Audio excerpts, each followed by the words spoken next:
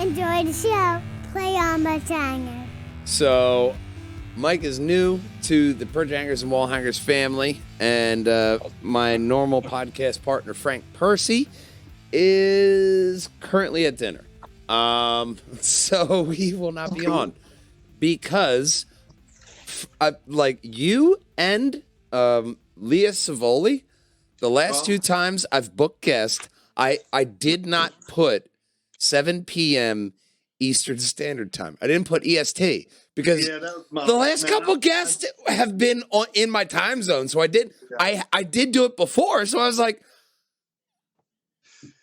it's three letters, but it's cool. I'm a night owl, and I know I got my guy Mike here, and it's going to be great. Also a night. Because I met you at last year's Great Media Comic-Con. Yes, sir. Which we quickly had to switch hotels for you. Yes. Because when he was checking in, Mike, there was a prostitute. And we didn't know they were around media. I mean, obviously, we didn't go around them. I mean, it's like, who goes to hotels? Well, that makes sense because I've seen it in movies. But quickly getting a good hotel. Hopefully it's the same place this year. But last year was so great because I saw you had I would guess. I didn't get the figures, but I would say the most sales because you had the Jason Voorhees masks. Yep. A sign and the Jason Voorhees itself is a mantle that, you fill out the chat box, obviously you fit the role. Yeah, thank you. Yeah, it's been absolutely great. And Mark, when he asked me to come up there to MediaCon again this year, absolutely. I've got some really big cons that I'm going to this coming up year. Dragon Con is one of the biggest ones, that I'm going to in Atlanta. And I'm looking, I did 17 cons last year. And wow. Oh, it was amazing. And just getting to meet the fans and the fans coming to meet me and getting my stuff out there, not just the Jason stuff. I don't want to be, I love being known as Jason. I do. It's been great. It's changed my life. It really has. And getting to keep the franchise alive, it's just absolutely phenomenal. Yeah, I don't care if it's a fan film or not. We're keeping the franchise alive. Yeah. And being a part of that and being able to wear that mask and doing it justice and letting people see that, and they come up to me and tell me that, I was the closest to Kane Hodder they've ever seen. That to me is phenomenal. So, and I take it very serious. I don't look at this as a con or anything like that. This is a very serious, this is my livelihood, is being a professional actor. Mm-hmm. So, and I've got a lot of things coming up. I'm working on a lot of things. Come late April and May, I'm starting a lot of different feature films and TV series. So I saw that because I was looking at your IMDb, and dude, it's like there's so many pre-production, in production, post-production, completed. You are moving, sir. You are making things happen. Like I was telling my coworker that I was having you on the podcast. So he Googled you. He went right to IMDb. His first words were, "Oh, wow. Oh, he was in this? Oh." And it's that kind of instant fascination, I'll say, with people with the indie market, especially with actors, because a lot of actors, it's not until they get into the upper echelon that a lot of people focus on them. But from what I have experienced in podcasting is there's a lot of really great talent that is absolutely trying to get out there. Absolutely. And it's just, and I appreciate guys like y'all that bring us on here to let us get out there to everyone. If there wasn't guys like you, then it would be hard for us to get our stuff out there and to be able to talk about ourselves and what we're doing and what we got coming up next and all that stuff. I'm big at talking to schools, to middle school kids about making the right choices and stuff like that before they get into high school. And that's very, very, it's near and dear to my heart. That's what I want to do. Making people smile every day. Even if I'm working these little odd and end jobs around here, people find out who I am. They come up, they ask me for my autograph, they ask me for a picture. Putting a smile on their face for just that brief moment, and they met me. They feel like they met someone big and stuff like that. That to me is the best thing in the world. And I don't want that to ever go away. I mean, that's what I do this job for. It's not even so much for the money anymore. It's to make people happy and make people smile and just enjoy being around an actor that's done something. And every role that I get, I take so serious. I don't care if it's from playing Jason Voorhees or playing a doctor or playing a preacher or whatever, because I've done it all. And I want that's in this platform right here that you are providing me is giving me the opportunity to get all of my stuff out there to people and let them hear that. I don't care if it's 20 people or 20,000 people. Every one matters to me. So, and I appreciate you guys for bringing me on and talking to me. Well, in a way, I feel the same way because I don't do this because it makes me money. I'll tell you that right now.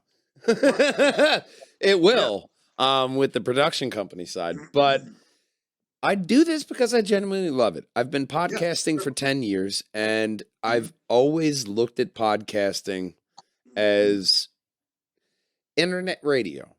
And local radio has fallen way off, and a lot of people have gone to podcasting. And I don't care if I'm podcasting to one person or 20,000 people. My message is going to be the same. And well, podcasting is very big right now. It is. I mean, a lot of people listen to podcasts and stuff like that. Just when they're driving down the road or whatever else. I mean, people listen to podcasts. When I tell people that I'm going to be on a podcast, they want to know where they can hear it, where when can they hear it, and when can people hear this? We switch from going live to recording, especially with now,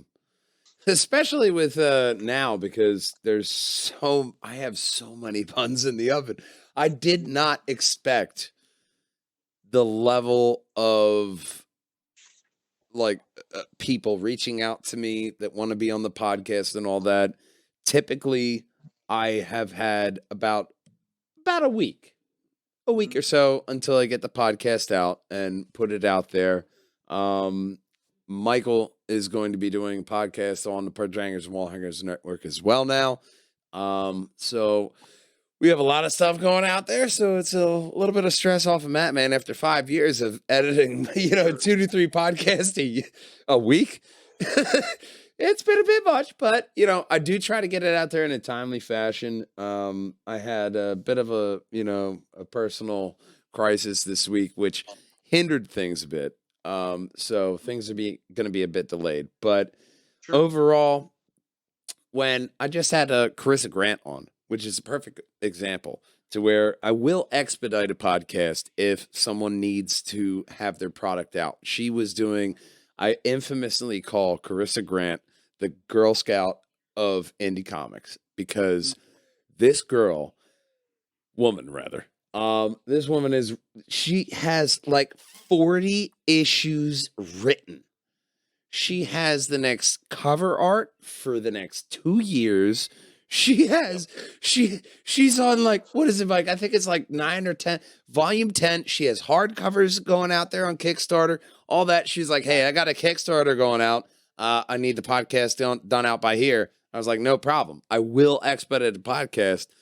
But overall, about 2-3 podcasts a week we try to do on here. And it's 9 issues within 12 months, which is more than what big publishers create in a 6-month cycle.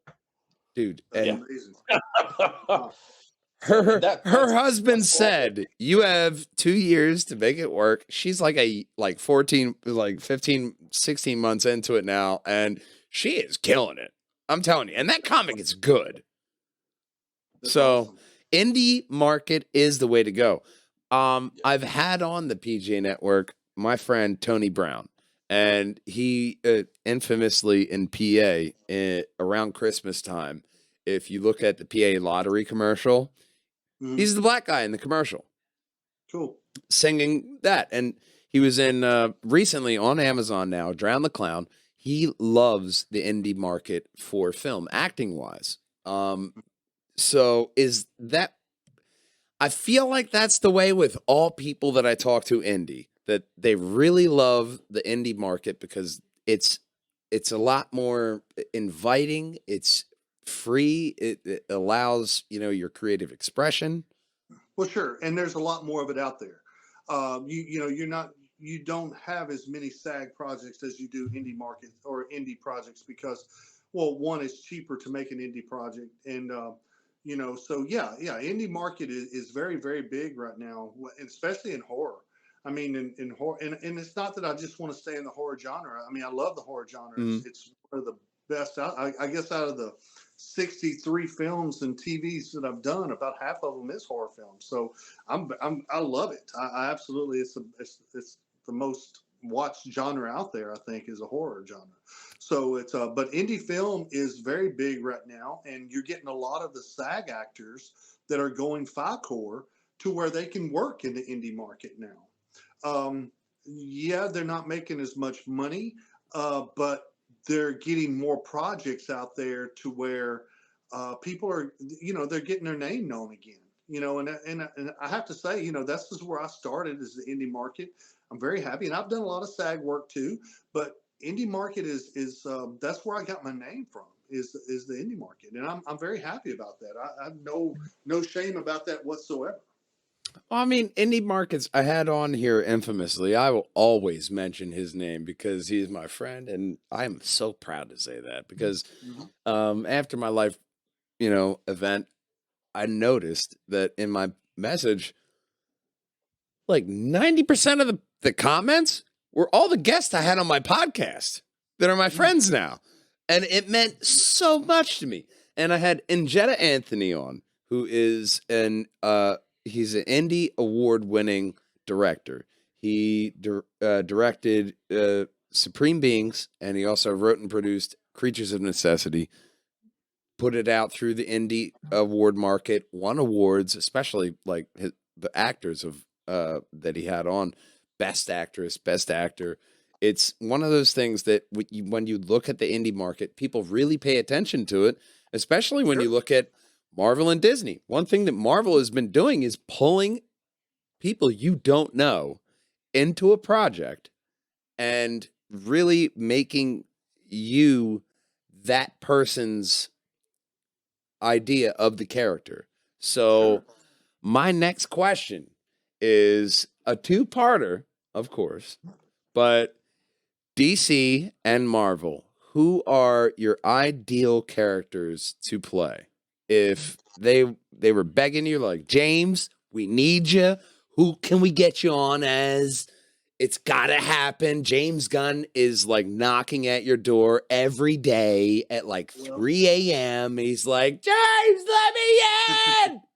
Well, I'm going to play Deathstroke in Batman.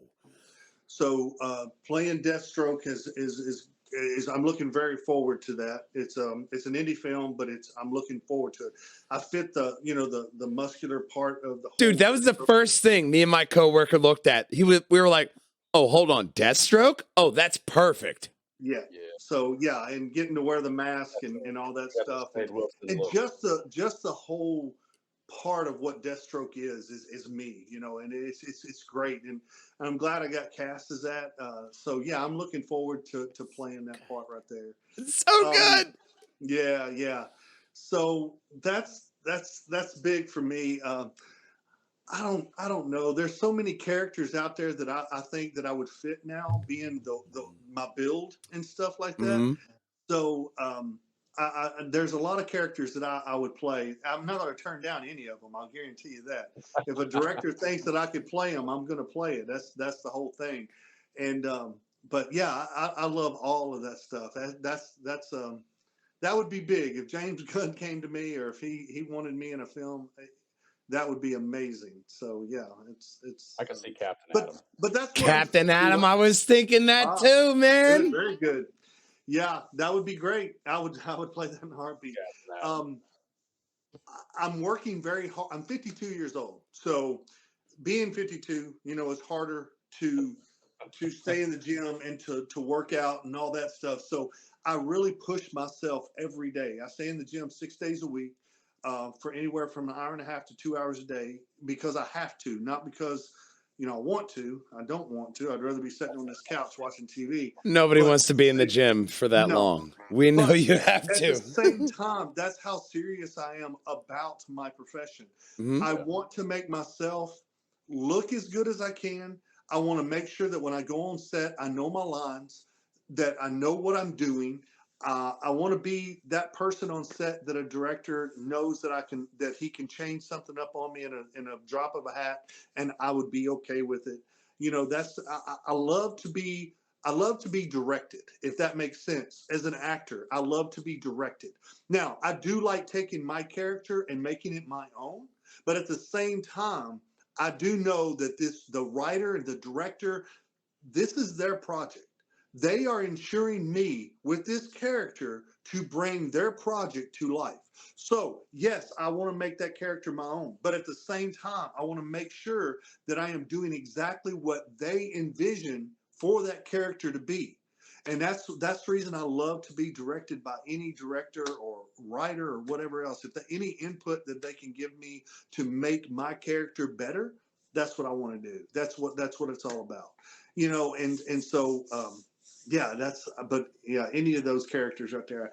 And when I get to play Deathstroke, I want to look the best that I can, because I mean, I'm not going to wear a shirt or anything like that. So I want to make sure that I look the best I can for that character. So Man, James would look awesome in that Spartacus Blood and Ash series coming out.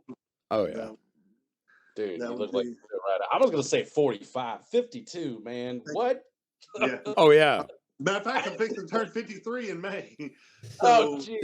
Man, you look amazing. May well, thank what? you. May 27th. May 19th. My brother's May 26th.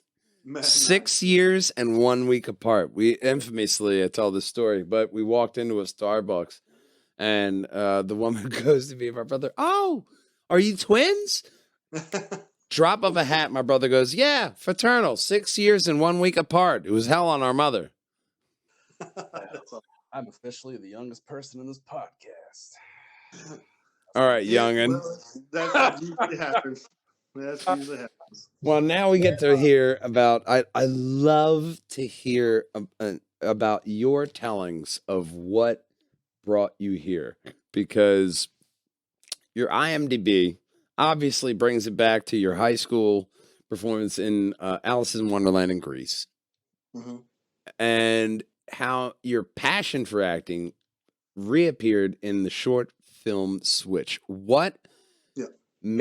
What made that movie that just kind of kicked off? Because I find a lot of people, I often say it in this podcast, but a lot of my friends have no ambition. There's no fire in there that's really Mhm. stoking. And Okay. to have that fire Um, instantly quenched, I get that, mhm. because I've had that a couple times to where flame gets down there, life or whatever is pushing you down, but Well, you get that moment that mhm. brings it back and brings that passion and that fire to it. you know, at the time I was on the ambulance all the time. I was working, 24 on, 48 off on the ambulance and stuff like that, working for the fire department and EMS and all that. And I'd been doing that for about 16 years. Well, Oof. at the time, about 12. About 12 years. And so when I got an opportunity, a friend of mine um, uh, was looking for some extras for this Western. And I love Westerns. That's what I mean. I grew up around horses. I rode IPRA for 5 years professionally. I rode bulls and barebacks and all that. And I did that. So I've always been around horses. Well, when he was doing this Western there in Hopkinsville, Kentucky, he was doing it at a place called Copper Canyon Ranch. And he just was looking for extras. And I thought, you know what, that'd be fun on a weekend or when I'm not working. And so I went out there, and we became instant friends, all of us. And we started shooting this movie. No budget, no budget whatsoever. It's a short film.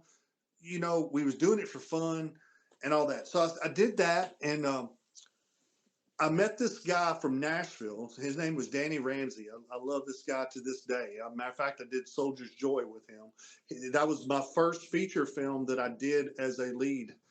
And he entrusted me as being the bad guy in that one, too. I was a plantation owner. But anyway, getting to meet these people and to get to act. I mean, I don't know. It's like cowboys and Indians, as your kids. Yeah. You go out and you dress up as a cowboy and Indian and you're playing. Well, that's the same thing. It's just, nowadays I'm getting paid to do it, So it was just something that was fun to me. It took my mind off of all the bad things in this world. I was on the ambulance every day or every shift. And so I'm getting to see the worst of the worst, from car wrecks to gunshots to beatings and everything. It's stuff that I'm telling you right now, this is and I love EMS workers, but this is the reason they're kind of screwed up in the head, man, because you see this stuff all the time. And it takes a very special person to be in that truck and to work on someone that you don't know, trying to save them, to make sure that they're okay to go back to their families. Yeah. That it takes a very special person. And so I did that for a long time, and it started to wear on me, and it started to beat me down. Well, going out there and putting on this Western outfit and just throwing everything to the wind and just having fun, man, laughing and just letting your hair back and just having fun. That's what ultimately drew me back into, like, this is what I want to do. I was in the entertainment business for a long time. When in my early teens, I worked at a place called Opryland. I sang, I danced. I was a professional dancer for a while, country western, the swing, a bunch of different things. I did that. And this brought me back to that entertainment days. And so when I did that and met Danny and got in that film, and one thing led to another, and then I met his agent here in Nashville. She took me on, got me some professional headshots, and we started putting me into commercials and all that stuff. And then lo and behold, if a little TV show called Stranger Things didn't call me, that was pretty cool, And so, and being a real paramedic and EMT, and that's what they was looking for. It was just meant to be. And so I got to do that, and I got to be on a big SAG set, and be on a big set that a lot of people don't get to a chance to do. And getting to actually get to talk to Millie Bobby Brown and the whole cast and all that, and get to spend time with them and stuff like that. It just fired that. It just fueled the fire even more. And so, and I just kept doing it from there and there. And then I started working on my craft and taking classes and learning how to do auditions the right way and all that stuff. And now I've got a manager in Atlanta. I've got a PR person in Atlanta.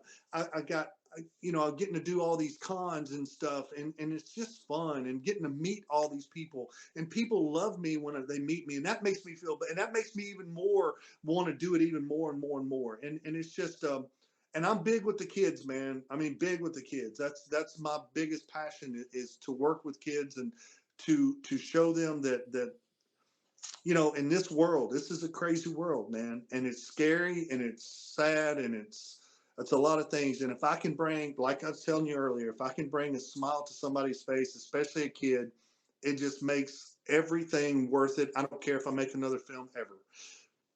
And that's just the way I am, and it's just, I don't know.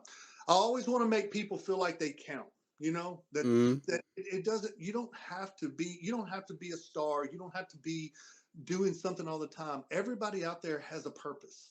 And that, I think a lot of people have lost that. They don't really understand that they have a purpose in this life. And regardless of what it is, I don't care if you're a trash man. I don't care if you're a superstar on a basketball court or a football field or behind the camera or whatever you're doing. Everybody counts. And I want to make sure that they feel like they're worth it. And, you have a significance in this life.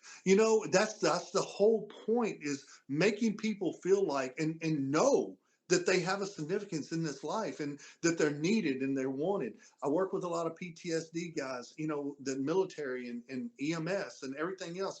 And I want them to know, because I've had my bouts with it. Man, I got PTSD bad. There's nights where I'll jump out of bed and have to run out the freaking door because I feel like the whole room's collapsing around me. That's scary, man. Yeah. And you need someone to talk to and to be able to let that stuff out, because if you don't, it's going to eat you alive. It's going to eat you alive. I mean, PTSD is especially, I think it's a newly focused thing. And I think, especially with psilocybin, there will be a lot more movement in actual recovery with that, because it's less of a dirty word now. And there's more studies and actual findings saying, no, this is an actual reset for your brain. I have done it. I did mushrooms when I was in a low place. I needed a reset in my mind. Had an amazing trip. I felt euphoric for like days after. And it's with your brain, you're always learning. Okay. You're always gaining new neural pathways. And I think there's something about that with it, because with extreme stress and trauma, you have to relearn your brain to function normally. And the best way to do that is with something that people have not been focusing with. And I spoke with Stephen Russell, who was a veteran comic artist, indie comic artist style, Tales of Nihilism. And I briefly spoke about that, but I want to get your take, especially as an EMT. My uncle, I believe, was an EMT for a brief amount of time, fire respondent. So you go to the car accidents and stuff like that, to where it could be a vicious wreck or it could be whiplash. And, it is a simple minor hit and the person's dead. There's something with that human beings aren't normally supposed to experience. But 16 years, dude. Stephen Russell was a paratrooper for 11. And I got more respect for you than him, because you were EMT. You were boots on the ground. If it was Marvel, you would have been talking to Daredevil and Spider-Man on like a weekly basis. Right. You would have been getting coffee with them. You know what I mean? You would have been a hero. And I find it mildly, from life-wise, a bit ironic that, you're Jason Voorhees, the villain, but oftentimes with actors, you guys do find it more fun to play the villain over the hero. Oh, dude, it's so much fun playing a villain. Yeah, absolutely. But going back to that, people are braver than they ever thought that they could be. And they're smarter than they are. And they're stronger than they ever seem. And some people just don't realize that. And that's what we try to bring out into people, that they're braver, they're smarter, they're stronger than they ever thought they could be. I've seen people go through a lot of stuff with their body and live through it. And it's like, how in the world did they ever live through that? Because your body is prone, and it's made to react to things like that, and it'll fix itself. But, people make mistakes every day, and you can't go back and you cannot go back and change the beginning. You can't. You've got to learn from what happened in the beginning and start from right there, and then change the end, because you can't change what's already happened. So if people can do that, and if they can keep that in their mind, that they've got to let the past go and work on right now and change the ending, then I think a lot more people will be a lot better off.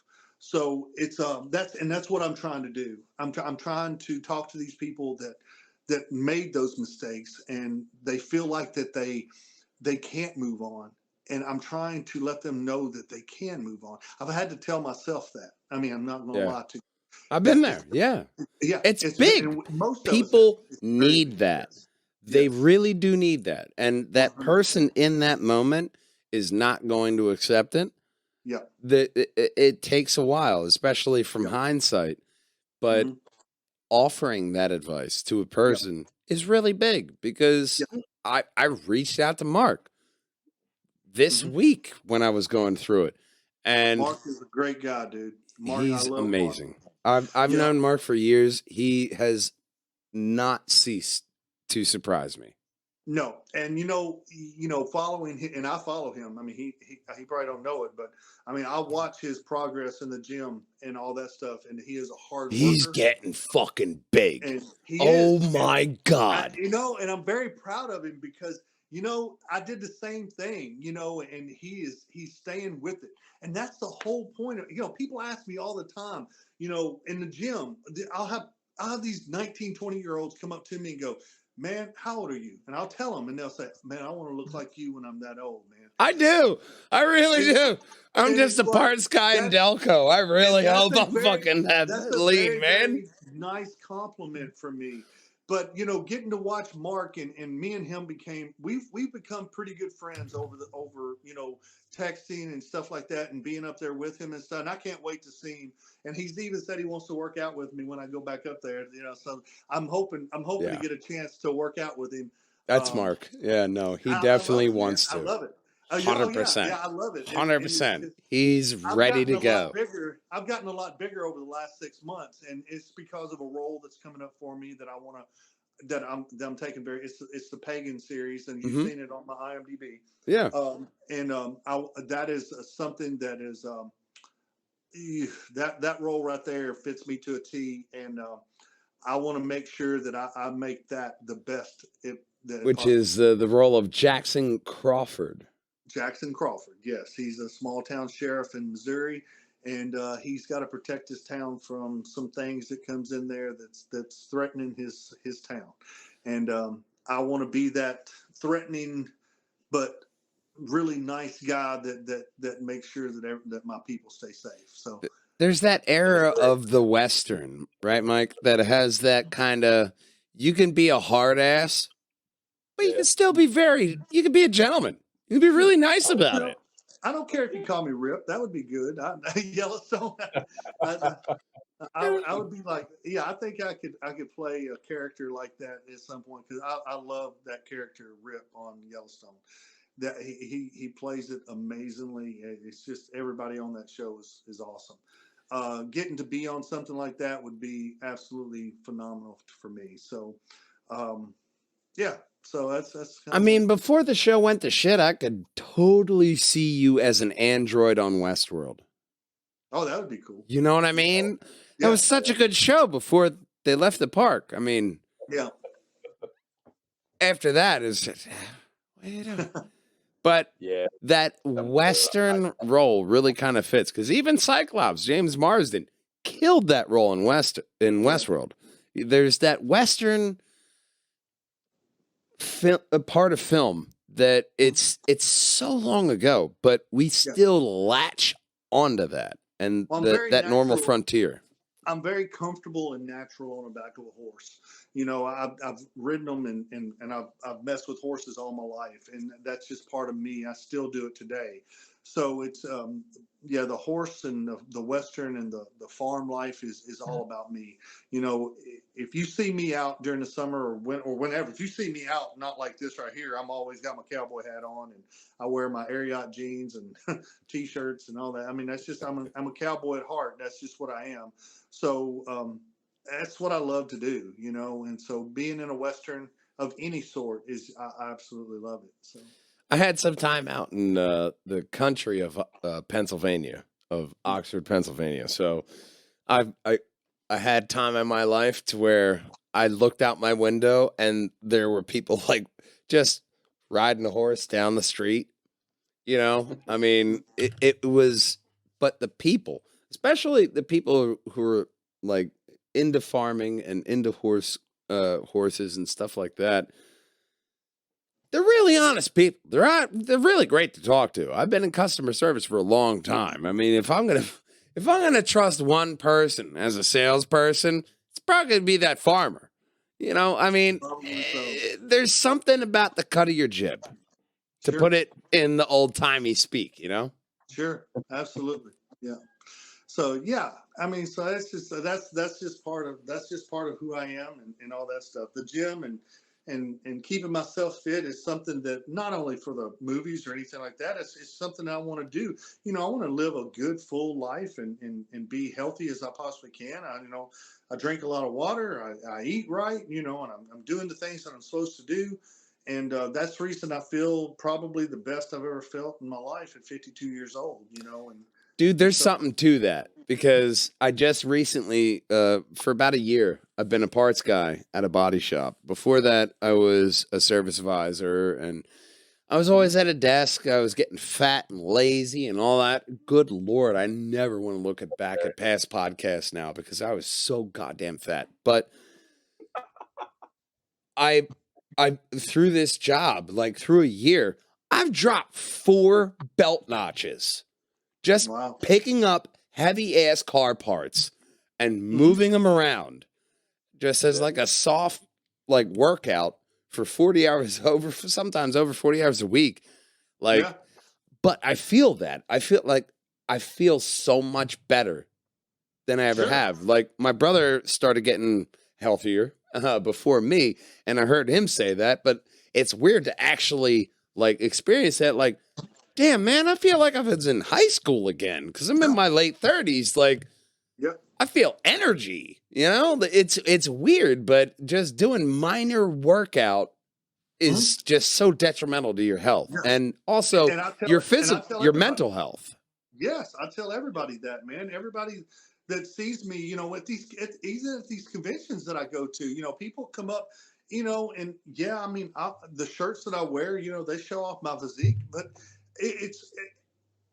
I want people to see what I look like. I want people to notice that my hard work, because I'm telling you right now, going to a gym for 2 hours a day is not easy, and it's hard work. It really is, and it's something that I take very serious as well. As far as acting goes, I take my gym work and gym time very serious because it's something not only to make me look better for these roles and stuff, but it's also making my health and make me feel better about myself. And it does. There's days where, man, I'll get off work or I'll leave the farm and it's like, I just want to go home. But I force myself. There's days where I sit out in the parking lot of Planet Fitness and just sit there for 30 minutes going, I'm not going in. And then finally I get out and I go in there and then I feel better about myself after I do it. The and it's like, infamous David Goggins quote that I heard on Rogan is that you have to conquer your inner bitch in those moments. 100%.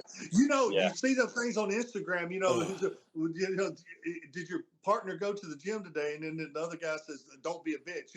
That's true. It is. It's like, and I don't say that to people to be derogatory towards them. I say it's like, dude, get in there and you're going to see. It's just like Mark, man, when he got into the gym, he started posting stuff and I've seen the different progress that he made and stuff like that. And I think he works out at home.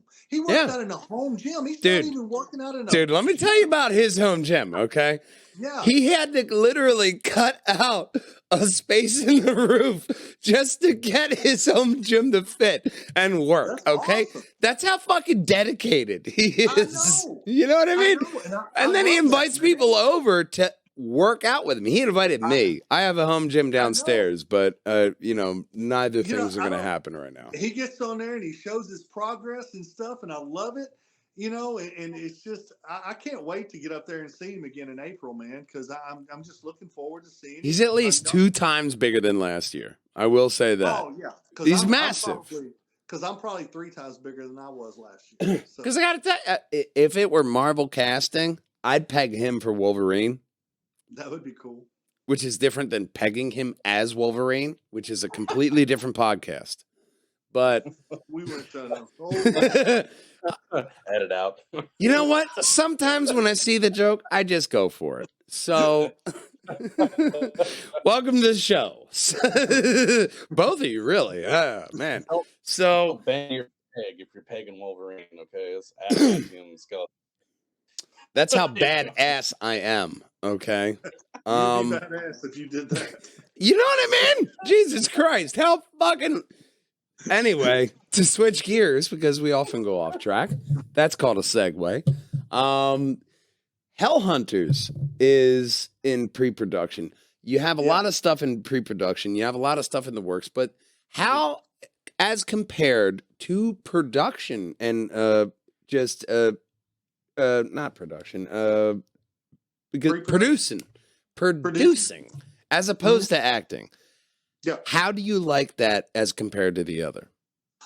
I do like it. I do like producing, and I've done very well at producing, better than I ever thought I was. And I guess that's why a lot of these directors and stuff, and they asked me to help produce, as not only as acting in their thing, is because I've studied up on it. I know what to do. I know I'm a leader. I mean, I've always been a leader. I've never been a follower. I've always been a leader, and so they see that in me, and I appreciate that, because that's what I am. I get things done. I don't. I'm not a procrastinator when it comes to making moves, I guess you would say. And I know how to find investors. I know how to talk to investors. I know how to bring money to a movie. But I also know how, when I'm on a set as a producer, I know how to make things move very, very fast and very, very smoothly without very much interference, I guess you would say. And that helps directors and DPs and stuff like that alike a lot. And they like that about me. So I do like producing. I wouldn't say that I'd want to do it all the time. But like, yeah, some of these independent films that I've produced so far, I've been asked to direct a couple of films. So that's in the works right now. Ooh. Yeah, some things that I'm going to direct, and I'll be a part of as well. So and I'll also be producing as well as that. That's a nice feather to add in your cap, man. That's awesome as a It director. is. It was a when this guy asked me to do this, I hesitated, Mhm. because it's like, never done that. And he says, no, we know you never done that, but we see that you can, and we think that you would be a very good director for this type of film, and it's going to have horses in it, and it's going to, well, it's You it's going to be already right there have the experience. I mean, you oh, know how to absolutely. direct horses. You know how to work Absolutely. Yeah, yeah. horses. Yes, I know how to do horses and stuff like that. There's only probably going to be one main horse in this thing, but it's going to be pretty cool. We're going to bring. I'll just tell you, we're going to bring back the headless horseman. I'll just tell you. Oh, I'll just what? tell you. I'll just tell you that much about it. That's all I'm going to say about it. That's So so great. it's in the works right now. Matter of fact, I posted something about it on my Facebook page the other day. So you can go back and watch that and stuff. So Oh, it's we are all about breaking news around here, man. That yeah, is yeah. great, So especially the it's got, headless horseman. That is. oh yeah, man, that's Ichabod Crane and all that stuff. It's great. It's a great story. It can be told in many different ways, which it already has, and it's great as long as you keep to the premise of the whole thing. Then you'll be okay. And I think we're going to do it justice and stuff like that. So I think people are going to like it. So yeah, I got some things in the works that I think people are going to like and stuff like that. So, what haven't you done that you wish you could do? Because it sounds like you've really been tapping into all these different facets of the entertainment industry. Is there a particular genre you would like to break into, or a particular kind of Um, franchise? um, a particular kind of franchise I would like to break into is no, actually, not really. This is the thing about being an actor. From what and this is my experience. This Mhm. is just me talking. Um, if I go out there and I start seeking out what I want, mm, may not always come to to fruition. Mhm. I think that it's better for me to let things come to me and continue to audition for things that I see that I fit. I'm not going to put myself out there to something that I'm going to fail Mhm. at. Not to say that I couldn't do comedy. I haven't done a lot of comedy, not to say that I couldn't. I think I could, and that's one genre that I would like to get into a little bit more is comedy, I and I think like to you be a could dad. nail dry comedy. Like Yes. that real dry comedy. It's sometimes seen as cliche, but Yep. especially when you're working in a comedic setting, that dry comedy can really fucking hit a movie. It can Sure. really nail it. And I think like that if you're working into comedy, that deadpan delivery would Mhm. be a killer every Yeah, time. I'm a smart ass.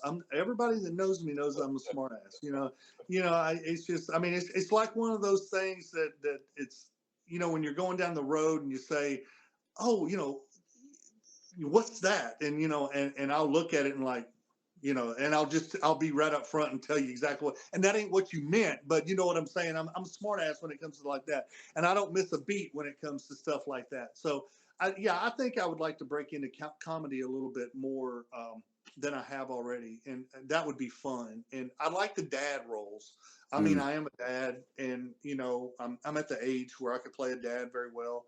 But yeah, I like being around kids and working with kids on set and stuff like that because I am a natural, true dad.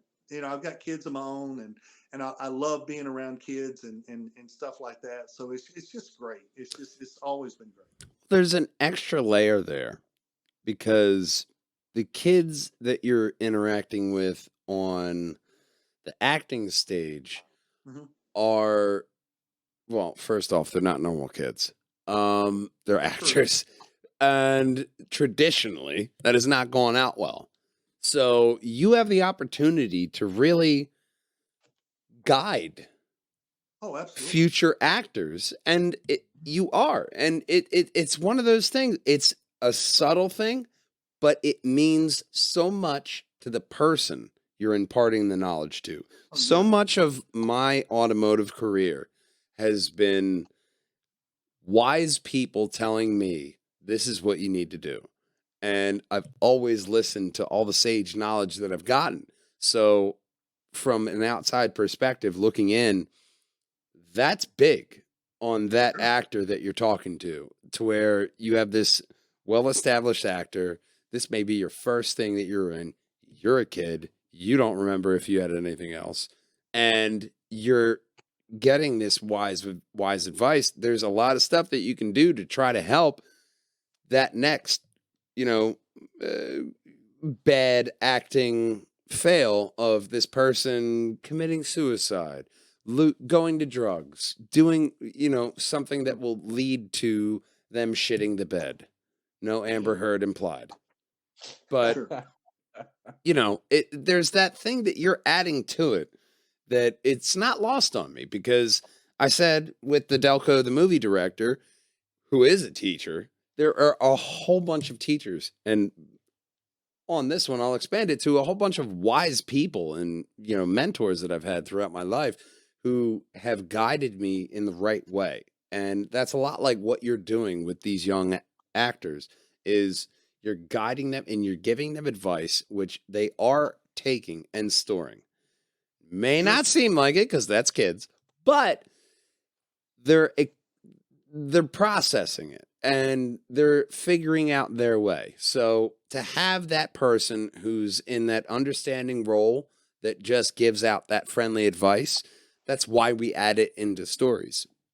Sure. It's because it means so much to people. Well, and I've worked with several kids that I have stayed in touch with and seen their career just blossom and do really well. And it's just, I'm not going to say it's because of me, but I do think that I have something that I had to offer to them, and they stay in touch with me to this day, and that says something to me. I wasn't forgotten. And that makes me feel good. Yeah. And there's several kids that I've been on set with that has done that, and it just and I follow their career and all that stuff, and whether they stay with it or not doesn't matter. During that time, we got to build a relationship and to build a just a camaraderie that won't never be lost. And So yeah, that's big for me, is working with kids and stuff like that on set, and taking the time to just talk to them and get to know them, and if I see them doing something that they shouldn't, explain to them, maybe you need to do it this way. Don't tell them they have to do it. Just Mhm. just offer up some friendly advice. And usually I'm telling you, man, kids are smart. It's how you Kids, say it, though. how That you say little, it. not saying you have to do it Mhm. that way. That's big with kids Yes, because it that's what is. their parents say. You have Yes, to do this. that's the reason I like Hey, these conventions. maybe you want to do it this way because you'll Mhm. get this result, is something that a child may not hear. Yeah. Well, growing up, you say, oh, oh, a 6, 7 year old can't watch, Friday 13th, or they can't watch a scary movie. They're too young. You know what? It's a whole new generation. Mothers and fathers are bringing these kids that are 7, 8 years old that want to meet me at these conventions. And man, Yeah. I'm telling you right now, you ever come to a convention? Every person that walks up to my table, I get up and go around the table, and I'm face to face. And if it's a kid, I'm down on my knees and I'm face to face with this kid.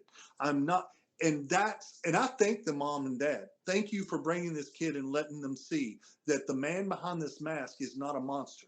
He is a person and it's fake, but at the same time, they understand that it's a movie and everything is done a certain way. But you're letting them get to meet the actor that plays this part. And I thank them all the time. And kids love it.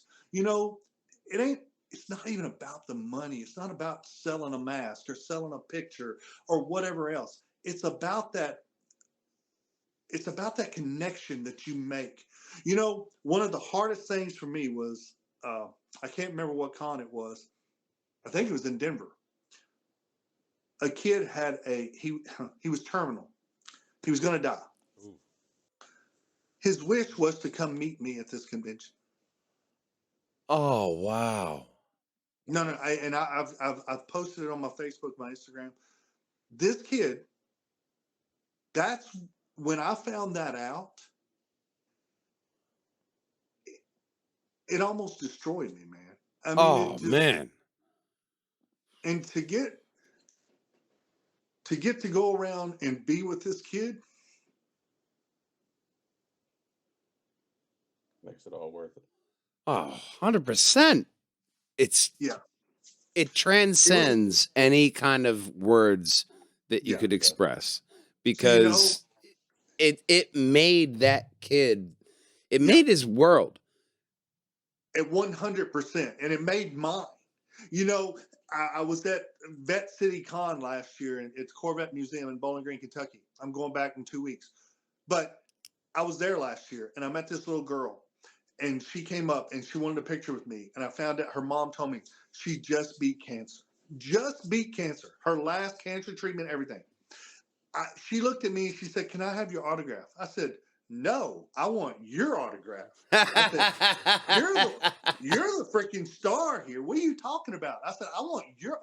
That made her smile. Oh, This man. little girl was like 6 years old. Yeah. That little girl put the biggest smile. She got on my knees. She said, we took pictures. I got her autograph. I gave her mine. We took pictures. We talked. I still stay in touch with the family today. It's amazing. That's what it's all about, dude. Yeah. So all these naysayers out there that says, "Oh, I'm a fake Jason, I'm a fake whatever," go to hell. That's all I got to say. Because you know what? You know what? I I literally can make people smile and be happy with what I've done. The stuff that I've done is not fake. The stuff that I've done is not. It's out there for people to see. It's out Hmm. there for people to love. And you know what? Go watch our movie because people love it. People absolutely freaking love it. They love me playing Jason. They love the whole concept of our movie. That's another person you need to have on your show is Jason Pitts, man, the director, because he's got a whole bunch of series and stuff that's and I'm fixing to do another movie with him called Forest Through the Trees, man. That's going to be amazing. I And will reach out 100%. and we start in May on that. So you might want to talk to him before that comes open, or you can have us both on there. I don't care. Me and him I do will things well gladly together. do a joint podcast. 100%. Me and Jason do a lot of joint podcasts, and we do a lot of things together. We go to a lot of film festivals together because I love that guy. He's like my brother, and I'd do anything in the world for him. And he's a hell of a writer. He's a hell of a director, and he's putting some great stuff out there, man. And I'm telling you, Forest Through the Trees is going to be absolutely amazing. Well, And we want our fans to hunt you and him. So we will yeah, definitely have you both so on that's to talk well, about yeah. that. I will let him know, and but I'll send you his link to his Facebook page and stuff to where you can friend him, and I'll tell him Absolutely. about you. But yeah, that's what this whole thing is about, making connections, man. But yeah, so this is true life for me. This is my story, and this is what I'm always from now on. This is what I'm going to do, and I don't care what the naysayers or the people that talk behind my back. You know what? They're going to watch me win. That's all that matters. That's all I care about. And you know what? They're always watching my stuff. So you know what? Hey, keep watching, because you're just going to keep me moving on. Nobody's going to stop me from doing what I want to do, man. They're not. They're not. Yeah. They're I get not. it, man, because I always try to tell people. Because they will run into a brick wall. Brick wall. I guarantee it. Well, I like to tell people just wait till you see what I do tomorrow. Exactly right, man. Yep, that's right. That's it. Just keep watching. You're obviously watching. So You don't let anybody make you feel like you're nobody. that's a great fucking message right there, because a lot of people like to punch down and they like to transfer their anger. Well, that right there, that's not mine. That came from the great Dr. Martin Luther King. But you don't let nobody make you feel like you're nobody. Preach. That's right. I mean, and that's the thing, man. That's what I don't put down nobody, fellow actors or anything else. I don't do that. That's not what this is about. Mhm. This is about bringing up everybody. I want to see everybody succeed, and I want to see everybody. You know, this is a hard enough business. You know, you're going up against millions, not thousands, but you're going up against millions of people for every role that you get. If I get lucky enough to get a role, I don't care what it is, whether it be independent, SAG, whatever. If I get lucky enough to get that role, then I'm gonna do it the best I possibly can, and I'm gonna make sure that it's done just like that they wrote it and the way they want it and the way they see it.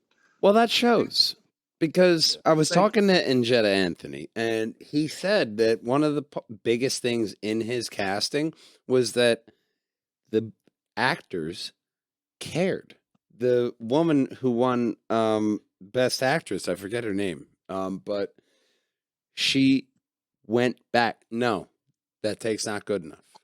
I can go deeper. There's that passion you get from Sure. actors that care about what they're doing, because they want everything to be their best. And there is Sure. that indie flair to it, because that is your lead to the next role. But Sure. that passion exudes from you, and it shows it just in everything, just Well, like, I hope I get to work for him sometime, because he sounds like an amazing director. So, I mean, that'd be I'll great. talk to him, man. I'll tell him, like, hey, you need something? Talk to James Stokes. I'll send him your info, because, dude, I mean, he's an amazing guy. He already told me the last podcast I had with him, which was, oh my God, back in pre-December. But he said he already has his next project written, and he was working to make that. I will definitely forward his info over your info over to him. Because one of the biggest things that Chris, my business partner, and I made, and in the forefront of this podcast network, is that we want to build people up, and so much in podcasting and just regular life, you need to build the people up around you, and it makes everyone else better. And that's the forefront. My soapbox is your soapbox. This podcast is made so that people can know why they need to hunt you. And I think they absolutely need to hunt you. You're an amazing actor. You have an amazing personality. You have so much of, you're practically a fucking superhero. I mean, Mike, 16 years of EMT, does that count as a superhero? I appreciate your service, man. My brother-in-law is an EMT, and he works in Alaska, and he does 2 part-times down here in northern Mississippi. And it's a hard job. It is a hard job, man. It wears on you. It wears on your mind. It wears on your body. It wears on everything. And like I said, it takes a special person to be in that role and to do that job. Because I'm telling you right now, that is not a job that you do it for the money. Just like you said earlier, it's not. You don't get paid very much to be an EMT or a firefighter or a cop or anything else. So you're not doing it for the money. You're doing it because you love to help people and you want to. Yeah. And I mean that's pretty much what it is. You love to serve. That's what it is because that's what I do. I love to serve, and I'm going to continue to do that all my life. I'm just doing it in a different way now. I'm doing it, at these conventions. I'm doing it behind, in front of the camera. That's what I want to do. I want people to see me and watch my stuff and say, I want kids, kids especially. I want them to watch me and say, I want to do what he does. I want to be like him. That's the biggest and the most rewarding gesture anybody could get is to have someone say, I want to be like you. I want to do what you do. You can't get no bigger than that. I don't care what kind of paycheck you get. You're not getting any bigger than that, man. You're not. So it's a caveat to acting too. I'm sure you've discovered like tons of things that you never thought you'd be able to do, and you like surprise yourself. And the characteristics that you built now compared to where you came from, even though the 16 years of EMT, the dance and the theologian acting studies that you did before that, up until now, like going into producing and like, oh man, I didn't know I was capable of that. And then not at all. There's a lot of things. I'm glad you brought that up because there's a lot of things that I never dreamed that I could do that I did.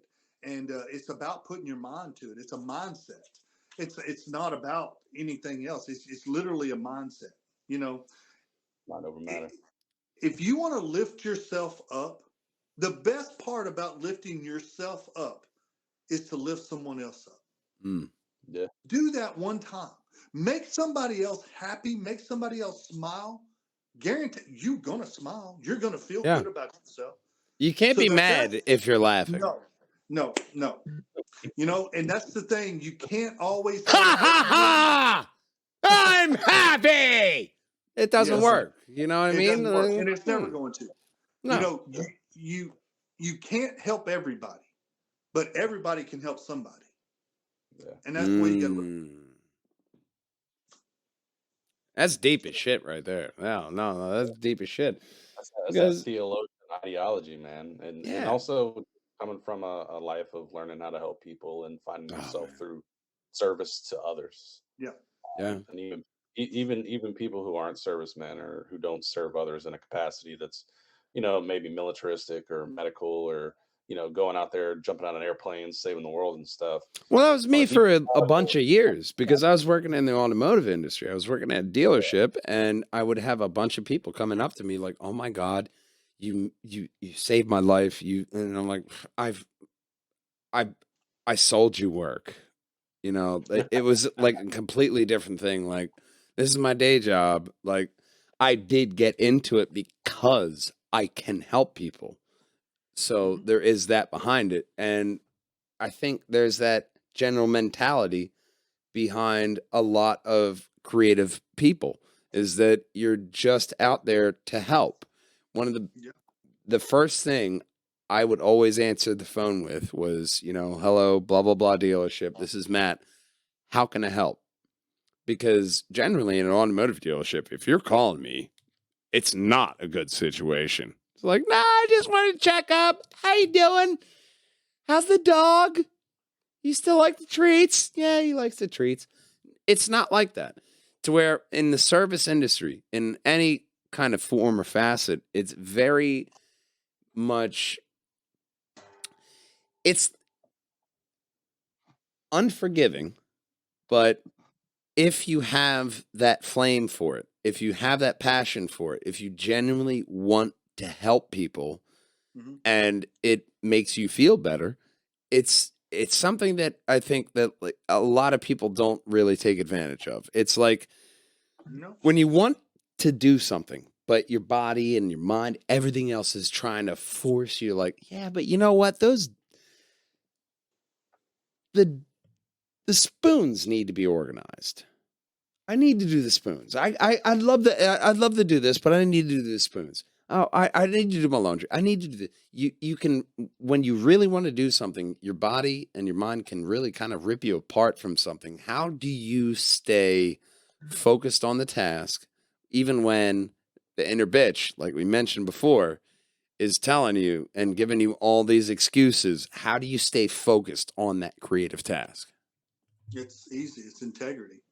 Mm, You got to have integrity about your whole life, or you don't have anything. And that's the thing. And the thing of it is, yeah, you can have integrity, and you can. I could tell you all day long, hey, I'm going to do this. I want to do that. You got to do that for yourself. mm. You got to do that for yourself. You can't just go through life pleasing everybody else and not please yourself too. And don't take that the wrong way. Don't take that as an, oh, he's just a pleaser. He just wants to do it. Mhm. It's not about. But if you don't make yourself happy, you can't make anybody else happy. Yeah. You're going to bring everybody else down. So go out and do the things that you feel like you want to do. Do it to the best of your ability. Anything, anything worth doing is doing well. And if you don't take pride in yourself and have the integrity about yourself to do a job or to do a movie or to do anything, well, then you're not going to make yourself happy. You're definitely not going to make anybody else happy. And you're not going to fulfill what you're put here to do. It's integrity. It's just making sure that you do the right thing when nobody else is watching. You don't always have to please everybody, but you do need to please yourself. If you're out on the farm, it's just like me on the farm. If I'm out there and I'm all by myself, nobody around me but the horses, and I skimp on giving hay or skimp on cleaning the stall or skimp on whatever, what good is that going to do? What am I doing? Am I saving 5 minutes? It's integrity. Do it right when you're out there doing it. If you get to work every day, if you get to your job every day, you're already there. Man, be happy about it. Do your job. Do it the best of your ability. Make everybody, and then go home. You know, if you don't want to be somewhere, then don't be there. Mm. Don't even show up, because all you're going to do, if you don't want to be there, you're not going to make you're going to be miserable. You're going to be unhappy. You're going to make everybody around you unhappy. So just go home. If you're there, if you're already there, the day's already started. Just do your job to the best of your ability, no matter what that job is, and everybody, including yourself, will be happy at the end of the day. Well, yeah. Yeah, yeah. So so you asked that question. That's what it is. It's Yeah. integrity, and it's about doing things the right way when nobody else is watching. Yeah. It really is. And when you're describing that, it almost brings it back to, when I was a kid and I was in karate class and my, instructor, Master Marvel, was describing all these life lessons to me. I had this structure of, martial arts, and which is really big if you're a kid. I mean, Sure. I got into it because I didn't want to get bullied, but learning the structure and all that helped me immensely as an adult.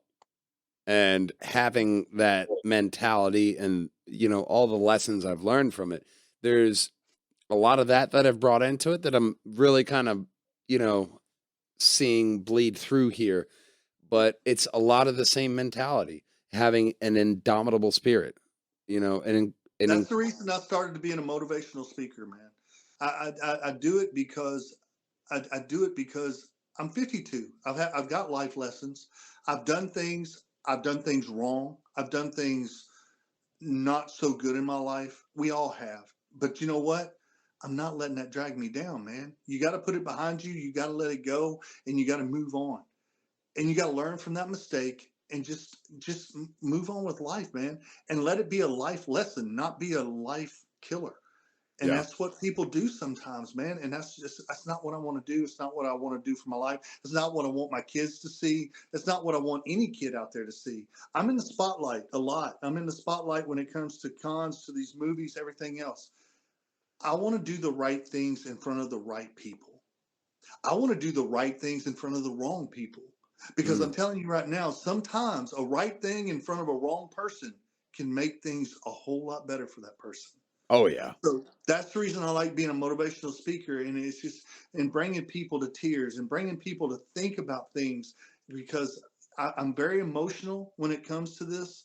I'm very passionate when I talk to people, and people see it in my tears and through my eyes and through everything else.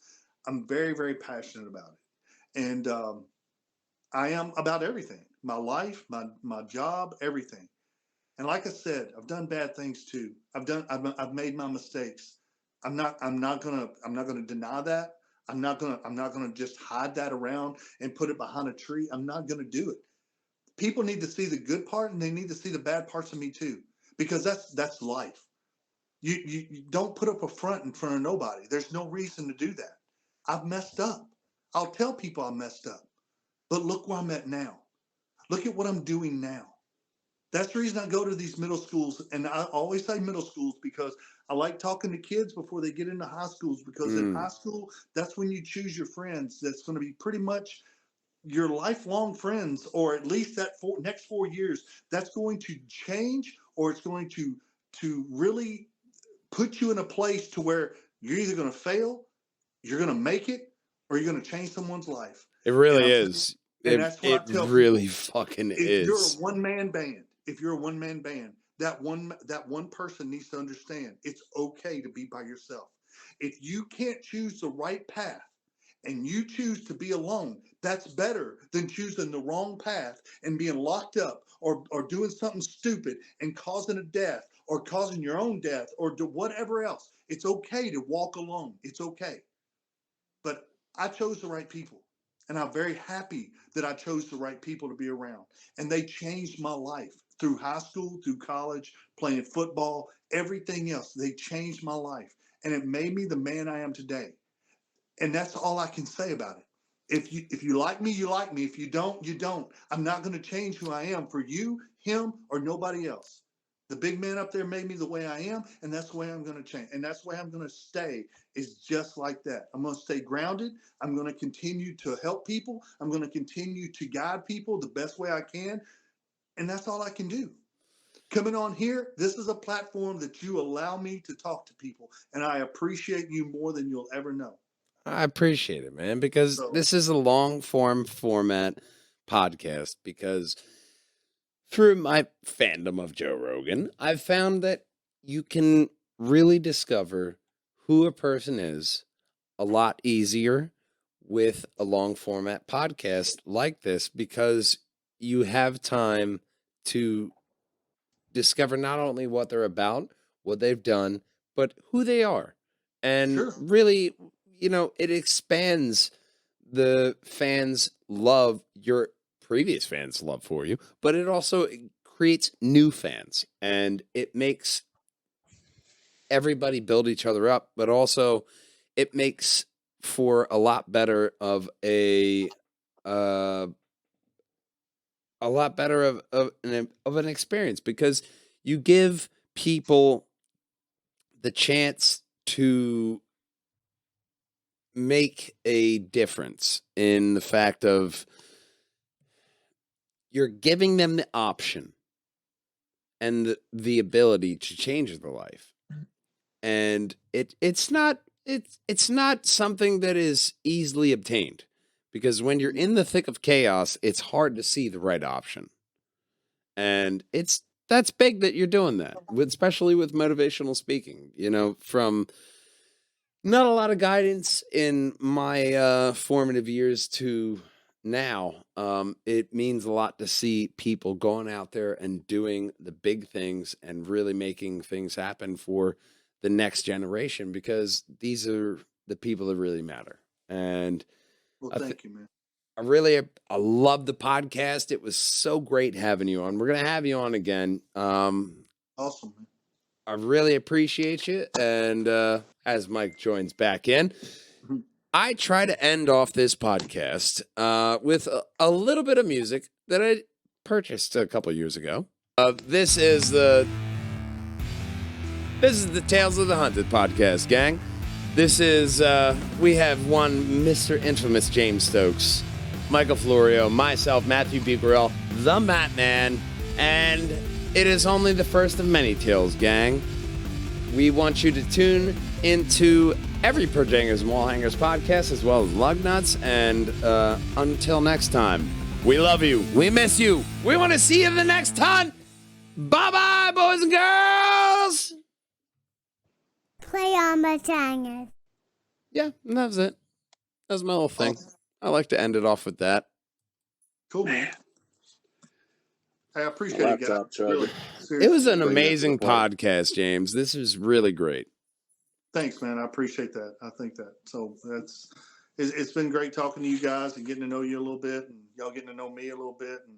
And yeah, I'd love to be back on, and me and Jason or whatever, or just me or whatever. Oh, man, we'll work it out. I'll definitely, by April, we'll work it out. I'll be at the Great Media Comic-Con with Frank Percy, so we'll see So each you're gonna be other up then. there? Oh, I'll be there, man. I will Awesome, not man. miss it. I can't wait to see you again. Awesome, man. Yeah, it's gonna be great.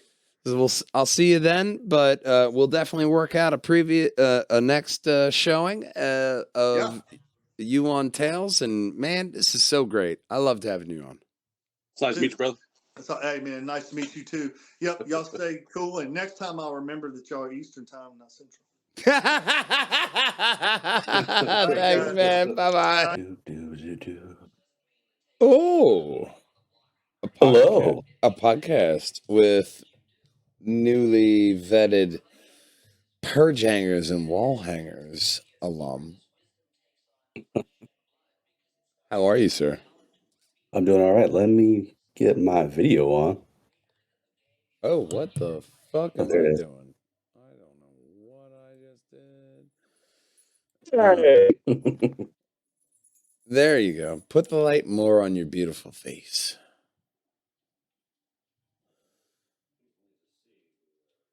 Oh, there you are. You could be cast in Chris Pierre Domenico's Delco movie as normal Delcoite. Easily. I mean, you normally For real? you look Delco as fuck. Just on Looks like a I need normal to make level. You know, Already native off the plane. Accents I need to be aware of. Hey. look, you just have to hang around Delcoites, or just I don't know. I have a customer service kind of I normally have a customer service almost like accent, to where you develop that pronunciation to where anybody can understand, you know? And you drop a little bit of it. It's like normal American, and then you have, English, and we all know the English. They're like, and they have like different levels. I had an English teacher in college, in community college, and he told us, he was just like, he was being a chauffeur for this like little rich brat, and she would criticize him on how he would say things. They're like, "Oh, don't be daft, man. Only the poor say it that way." And she would teach him how to speak in an upper crusty British accent, And this is the same teacher who made me write essays without using the word the or e, the letter e. Do you know important. How fucking hard that is? Oh my God! It's in everything. Coming off of the Christmas cast part 2 when we were talking about Neanderthals and shit. So I saw an article to where Neanderthals were actually in Russia, like more farther up than they thought they were, about like 700 miles above that. And it's like, oh, okay. But it was like 28,000 years ago. So it's like, way, like they were like, hey, like 1% of Neanderthals probably lived in Russia. And there's like a whole bunch of like Neanderthal DNA in people. I'm not saying it's Russia's fault, but you know, I mean, 28,000 years ago, it does kind of make sense. You know, like, was that an ugly bitch? I don't know. I was drunk in Russia. Some Homo sapiens, Homo pithecus, Gigantopithecus, whichever species of Neanderthal of the 7 that existed, probably more as we continuously dig through the dirt. That we find some of them you couldn't tell the women and the man apart, aside from hairy titties versus flat chest. So, well, the only thing they found in this were the stone tools, like spearheads that were Neanderthal tools, and they were like, all right, well, this is 28,000 years ago. Like, what the fuck? In Russia, they were Neanderthals. They could fucking do it. They could tough it. They fucking stood through the fucking ice and like, what are you doing? What? Winter? Oh, okay. You know? Or it was a group of humans who learned how to make that spearhead and moved to Russia for some reason. Like who? It's like settling in Wisconsin. podcast and pains. It's the title of your next book, Pains of Podcasting. He may not answer though, so my knee-jerk reaction would be to do a Facebook call. Yeah, I'm gonna do a Facebook call, and I'm gonna get this set up. So I will send you another invite, and hopefully I can keep this thing recording. If not, we got a good solid 15 minutes. I already have a chunk podcast growing. We'll see if this works out. I don't know. This is the first time I've actually had a problem getting a guest on this much, so we'll see. All right, All right, man. end call. Friends.